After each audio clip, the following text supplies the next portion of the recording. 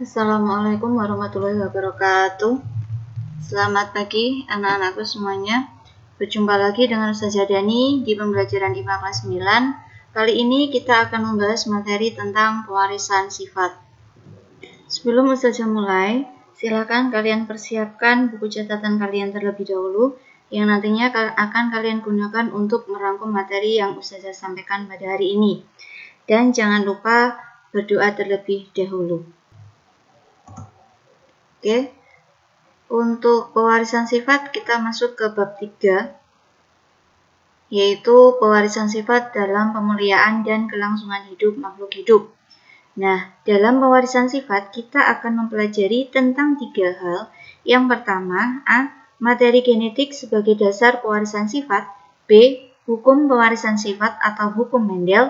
Dan C. Pewarisan sifat pada manusia dan penerapan pewarisan sifat. Oke, sebelum Ustazah masuk ke materi yang pertama, ini Ustazah ada 3 macam gambar. Silahkan kalian perhatikan. Gambar yang pertama, yang atas sebelah kiri kalian, itu ada gambar 3 orang perempuan dengan warna mata yang berbeda-beda. Kemudian, yang sebelah kanan atas terdapat 3 orang bayi dengan warna kulit serta bentuk rambut yang berbeda juga. Nah, untuk yang gambar paling bawah itu ada 2 gambar telinga, daun telinga, di mana yang A itu daun telinganya lepas atau tidak menempel, kemudian yang B itu daun telinganya menempel. Nah, kalau ada gambar semacam ini, apa sih yang kalian pikirkan? Apa yang bisa menyebabkan perbedaan dari sifat yang ada pada manusia ini? Nah, perbedaan semua itu atau perbedaan yang Ustazah sebutkan tadi disebabkan oleh gen yang terangkum dalam suatu materi genetik di mana gen tersebut mendasari pewarisan sifat. Jadi, adanya perbedaan dalam diri manusia, setiap individu manusia ataupun setiap organisme yang berbeda, itu disebabkan oleh gen yang mendasari pewarisan sifat. Nah, gen itu terangkum dalam suatu materi genetik. Materi genetik itu adalah substansi yang dapat membawa informasi genetik pada makhluk hidup untuk dapat diturunkan pada generasi turunannya. Setiap orang tua, parent, ya, akan mewariskan sifat atau ciri yang berbeda kepada keturunannya atau anak-anaknya.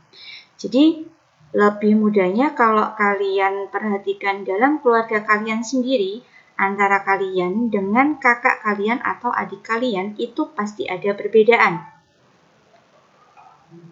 Karena kalian mewarisi sifat atau ciri dari orang tua dan tidak semua sifat orang tua bisa diturunkan kepada anaknya.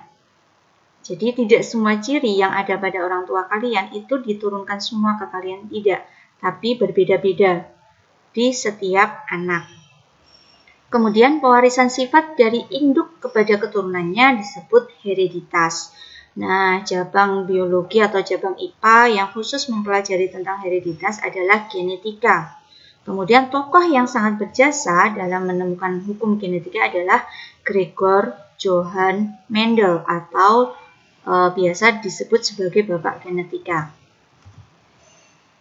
Oke, sekarang kita masuk ke materi yang pertama, yaitu A. Materi genetik sebagai dasar pewarisan sifat. Ada 2 macam atau 2 hal yang akan kalian pelajari. Yang pertama adalah penyusun materi genetik, yang kedua adalah peranan materi genetik dalam pewarisan sifat.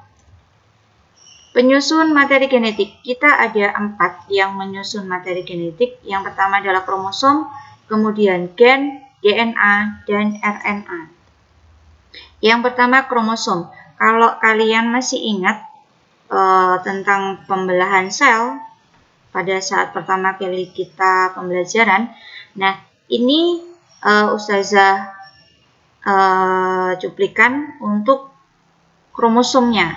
Dulu pada saat pembelahan sel, kromosom ini sangat berperan. Nah, kromosom ini terdapat di dalam inti sel. Kalau kalian lupa, jadi sel itu di dalamnya ada namanya inti sel. Nah, di dalam inti sel itu ada kromosom atau benang kromatin. Benang kromatin yang memadat pada saat akan terjadi pembelahan sel akan membentuk namanya kromosom. Nah, benang kromatin ini tersusun atas benang-benang yang lebih halus lagi yang dinamakan DNA. Seperti ini, DNA. Nah, DNA kalau kita berbesar itu bentuknya akan seperti ini. Jadi, DNA itu tersusun atas dua rantai yang saling berpilin atau bahasa ilmiahnya disebut sebagai double helix. Kemudian dalam DNA itu terdapat protein yang namanya histone. Nah, jadi kromosom adalah struktur pembawa materi genetik berbentuk batang yang terdiri atas dua komponen molekul, yaitu protein, histone, dan asam nukleat DNA dan RNA. DNA itu seperti ini. Jadi rantai double helix, ya, rantai double atau double helix. Kemudian di dalam DNA terdapat banyak segmen DNA yang mengkode sifat-sifat tertentu dinamakan gen. Jadi DNA itu kan rantai yang panjang, rantai double helix yang panjang. Kemudian ada segmen-segmen tertentu, ya, di mana segmen itu tidak beraturan dalam artian panjangnya berapa, mulai dari mana sampai mana itu tidak beraturan. Nah, segmen ini namanya gen. Kemudian gen berfungsi mengatur proses metabolisme dan menyampaikan informasi genetik dari satu generasi ke generasi berikutnya. Nah, ini ada beberapa makhluk hidup dengan jumlah kromosom yang berbeda-beda. Jadi, setiap makhluk hidup itu mempunyai jumlah kromosom yang berbeda-beda. Adapun kromosom pada manusia, kita mempunyai 46 buah kromosom atau 23 pasang kromosom.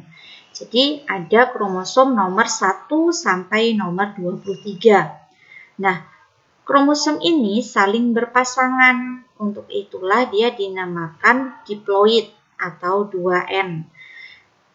Kemudian pasangan kromosom dari nomor 1 sampai nomor 22 dinamakan autosom atau kromosom tubuh.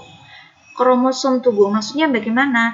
Kromosom tubuh itu nantinya yang akan mempengaruhi sifat yang tampak pada manusia atau karena kita berbicara tentang manusia, maka kromosom tubuh atau autosom itu adalah kromosom yang menentukan sifat tampak pada manusia. Misalnya bentuk hidung, kemudian cuping telinga yang seperti tadi, kemudian warna mata, bentuk rambut, warna kulit. Nah, itu dipengaruhi oleh kromosom tubuh atau ditentukan oleh kromosom tubuh atau autosom. Kemudian untuk yang kromosom nomor 23 dinamakan gonosom atau kromosom kelamin. Jadi, kromosom kelamin atau gonosom itu ada dua macam. Ada XX ini untuk perempuan dan ada XY untuk laki-laki. Jadi pada pria atau pada laki-laki susunan kromosomnya menjadi seperti ini. 1 sampai 22 pria dan wanita sama. Tapi untuk kromosom kelaminnya berbeda. Kalau untuk yang pria kromosom kelaminnya XY, kalau untuk yang wanita kromosom kelaminnya XX. Nah, jadi laki-laki memiliki 44 kromosom atau 22 pasang kromosom autosom atau kromosom tubuh plus XY. Sedangkan untuk perempuan mempunyai 44 kromosom autosom atau 22 pasang kromosom autosom plus XX. Nah, kita menuju ke pembentukan individu. Nah, pada saat terjadi proses gametogenesis pada manusia, ya, terjadi peristiwa gametogenesis, pada perempuan ada oogenesis, pada laki-laki ada spermatogenesis. Kalau kalian masih ingat proses pembentukan sel kelamin, maka proses gametogenesis tersebut yang perempuan akan menghasilkan satu jenis ovum bersifat haploid dengan jumlah kromosom 22 autosom plus X. Kenapa? Karena tadi yang perempuan tadi untuk sel kelaminnya itu XX. Kalau untuk yang laki-laki sel kelaminnya XY. Kromosom kelaminnya, ya maaf, kromosom kelaminnya untuk yang perempuan XX. Kalau untuk yang laki-laki XY. Jadi ketika terbentuk ovum, maka hanya terdapat satu jenis saja ovum dengan 22 autosom dan satu gonosom yaitu X. Kemudian untuk yang laki-laki juga menghasilkan haploid dengan dua jenis atau dua tipe sperma. Yang pertama sperma dengan 22 autosom plus X dan yang kedua 22 autosom plus Y. Ini adalah sel kelamin yang bersifat haploid. Kemudian ketika dua sel kelamin bertemu atau terjadi pembuahan, maka dihasilkan seperti ini. Jika ovum bertemu dengan sperma yang tipe 22A plus X, maka akan dihasilkan wanita atau perempuan, bayi perempuan dengan kromosom 22AA plus XX atau 44A plus XX. AA-nya dari mana? Dari sini. AA, ya, 22 pasang. AA plus XX atau 44 autosom plus XX. Kemudian jika ovum dia bertemu dengan sperma dengan tipe 22 plus Y, maka akan terjadi atau menjadi bayi laki-laki dengan kromosom 22AA plus XY atau 44A plus X. Kemudian yang B adalah gen. Gen adalah segmen DNA yang mengkode sifat-sifat tertentu. Gen berfungsi mengatur proses metabolisme dan menyampaikan informasi genetik dari satu generasi ke generasi berikutnya. Gen terletak dalam lokus kromosom yang tersusun berderet secara linear dan lurus berurutan, yaitu di dalam DNA. Gen yang menentukan sifat-sifat dari suatu individu biasanya diberi simbol huruf pertama dari suatu sifat. Gen dominan atau yang mengalahkan gen lain dinyatakan dengan huruf besar, dan resesif atau gen yang dikalahkan oleh gen yang lain dinyatakan dengan huruf kecil. Sebagai contoh, pada tanaman ercis itu kacang polong dapat dinyatakan T simbol untuk gen yang menentukan batang tinggi T besar, kemudian T kecil simbol untuk gen yang menentukan batang rendah. Jadi T besar itu adalah dominan, kemudian yang T kecil itu adalah gen resesifnya. Karena tanaman ercis individu yang diploid, maka simbol tanaman itu ditulis dengan huruf double, yaitu T besar untuk tanaman berbatang tinggi dan T kecil untuk simbol tanaman berbatang rendah. C. DNA atau deoksiribonukleik acid. DNA adalah molekul yang berbentuk double helix yang membawa kode genetik sifat-sifat makhluk hidup atau gen. DNA tersusun atas nukleotida. Nukleotida itu yang bagaimana? Nah, ini. Jadi, ini adalah DNA yang tadi double helix, ya, double helix. Kemudian ini tersusun atas nukleotida. Nukleotida itu ini. Ya, ini. Ya, ini. Ya, seperti ini. Jadi susunannya ini ada 3 macam bentuk yang menyusun nukleotida DNA. Yang pertama ada bentuknya bulat, kemudian bentuknya segi 5, dan yang berbentuk seperti panah. Untuk yang bulat dinamakan gugus fosfat. Kemudian yang bentuk segi 5 dinamakan gula pentosa. Kalau untuk DNA, gula pentosanya adalah deoksiribosa. Kemudian yang seperti panah ini namanya basa nitrogen. Nah, untuk susunannya seperti ini. Setiap nukleotida terdiri atas 1 gugus fosfat, yang kedua gula pentosa yaitu deoksiribosa karena dia DNA. Kemudian yang ketiga itu basa nitrogen. Nah, basa nitrogen ada 2, ada basa purin dan basa pirimidin. Untuk basa purin ada adenin dan guanin. Adenin disimbolkan oleh huruf A dan guanin disimbolkan oleh huruf G. Kemudian untuk basa pirimidin ada sitosin dan timin. Sitosin dilambangkan oleh huruf C dan timin dilambangkan oleh huruf T. Nah, ini saling berpasangan dan pasangannya selalu tetap tidak berubah. Jika T itu pasti akan berpasangan dengan A. Timin pasti akan berpasangan dengan adenin. Sitosin pasti akan berpasangan dengan guanin. Jadi tidak akan berubah, dia akan tetap seperti ini. Nah, DNA berfungsi sebagai pembawa informasi genetik dan mengendalikan sintesa protein. Sintesa protein itu adalah pembentukan protein. RNA, ribonucleic acid. RNA merupakan seutas benang tunggal yang tersusun molekul gula ribosa, gugus fosfat, dan asam nitrogen. Pada RNA tidak terdapat basa nitrogen timin atau T. Basa nitrogen timin ini pada RNA digantikan oleh basa nitrogen urasil. RNA juga tersusun atas nukleotida. Jadi seperti ini ya. Jadi kalau yang tadi ada adenin, guanin, sitosin, dan timin. Tapi kalau untuk RNA susunannya hampir sama seperti DNA, hanya saja dia cuma 1 rantai saja, bukan double helix, cuma 1 rantai.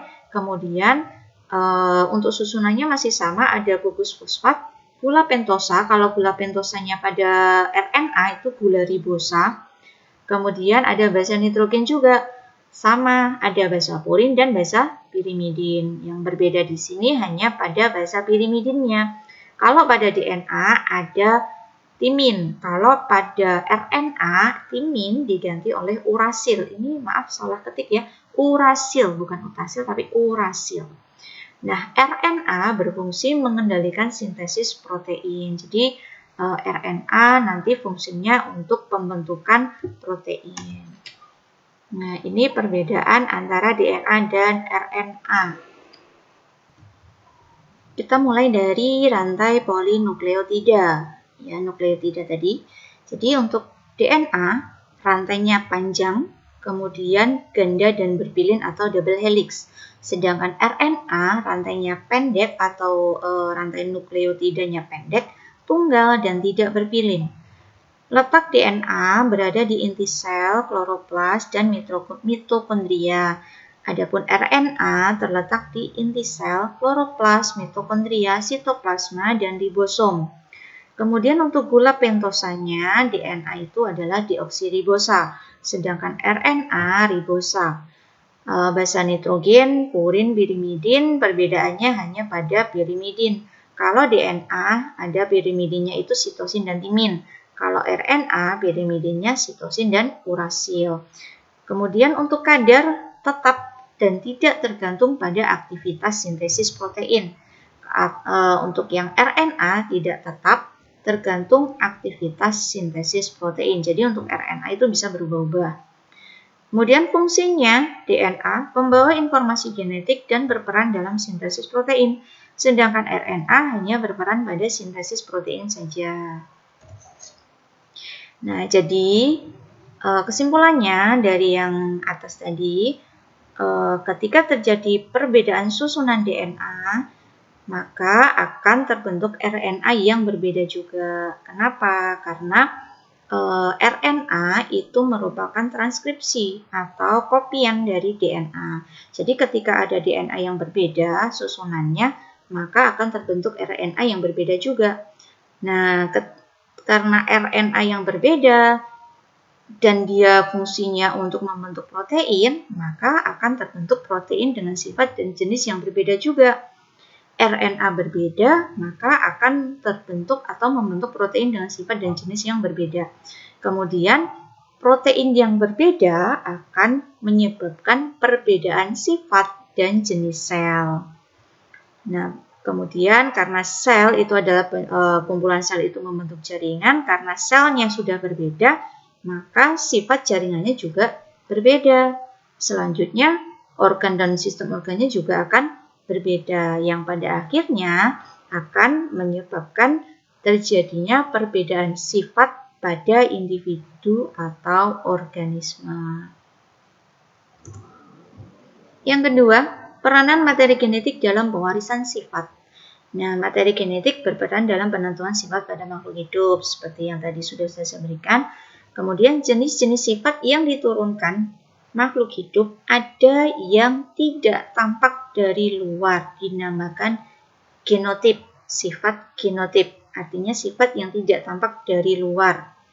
Kemudian ada sifat yang tampak dari luar, yaitu disebut fenotip. Jadi ada genotip, ada fenotip. Genotip itu tidak tampak dari luar, fenotip itu tampak dari luar. Dalam pewarisan sifat, kita mengenal istilah sifat dominan dan sifat resesif. Tadi sudah dijelaskan.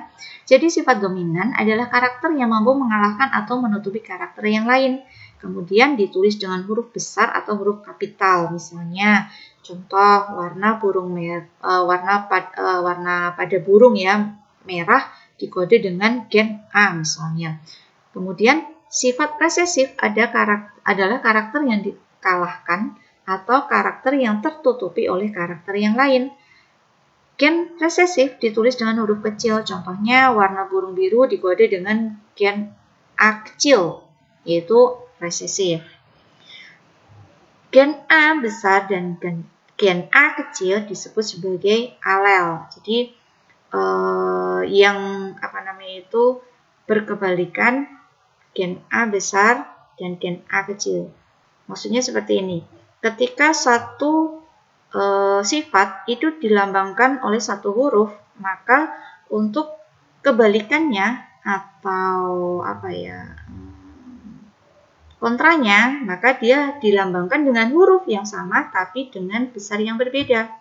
Jadi seperti ini, gen A besar itu melambangkan warna merah, sedangkan gen A kecil melambangkan warna biru. Tidak boleh warna biru diganti dengan gen B kecil, tidak boleh. Harus gen A kecil. Kenapa? Karena itu dia alel gitu. Ya, jadi harus dengan huruf yang sama tetapi dengan besar yang berbeda. Kemudian dalam pewarisan sifat juga dikenal istilah homozigot, yaitu jika alel yang berpasangan sama, dan heterozigot jika alel yang berpasangan tidak sama. Maksudnya misalnya seperti ini. Nah, ini ada gambar, 3 gambar ini ya. Nah, yang dinamakan homozigot itu adalah ini. Yang sama hurufnya. Alelnya sama. Kalau dia A besar, ya yang satu A besar berarti pasangannya juga harus A besar. Kalau yang satu A kecil berarti pasangan alelnya juga harus A kecil. Ini namanya homozigot. Kalau yang A besar namanya homozigot dominan, kalau yang A kecil namanya homozigot resesif. Nah, kalau yang berbeda ya A besar dan A kecil ini dinamakan heterozigot. Jadi homozigot itu alelnya sama, entah besar ataupun kecil dia harus sama. Kalau heterozigot itu alelnya berbeda. Dominan itu huruf besar, resesif itu huruf kecil.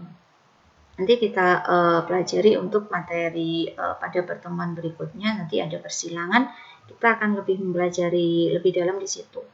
Oke, selain itu materi genetik atau gen juga berperan dalam penentuan jenis kelamin pada manusia seperti yang sudah Ustazah jelaskan di awal tadi. Nah, tugas yang pertama, silakan kalian tulis di buku catatan kalian. Kalian jelaskan beberapa istilah tentang pewarisan sifat di bawah ini. Ada nomor 1 sampai nomor 15. Ini sangat penting. Jadi kalian Ustazah harap harus mengerjakan. Jadi ketika nanti pertemuan selanjutnya itu sudah paham tentang istilah-istilah semacam ini. Kemudian upload tugas kalian di link deskripsi paling lambat hari Sabtu 10 November 2020 pukul 24.00 seperti biasa. Setelah itu saya tidak akan menerima susulan tugas ya. Jadi amat sulit tepat waktu. Tugas yang kedua, pelajari materi selanjutnya yaitu tentang persilangan monohibrid, dihibrid, dan intermediate. Di buku paket kalian sudah ada, silahkan nanti kalian baca-baca lagi ya. Oke, sekian dari Ustazah. Apabila banyak kesalahan, kalian belum paham atau banyak yang belum jelas, silakan kalian bisa tanyakan ke Ustazah secara langsung.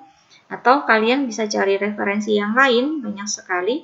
Dari YouTube juga banyak, dari Googling juga banyak sekali, ada referensi-referensi banyak. Nah, silakan kalian belajar dari situ, kembangkan pengetahuan kalian.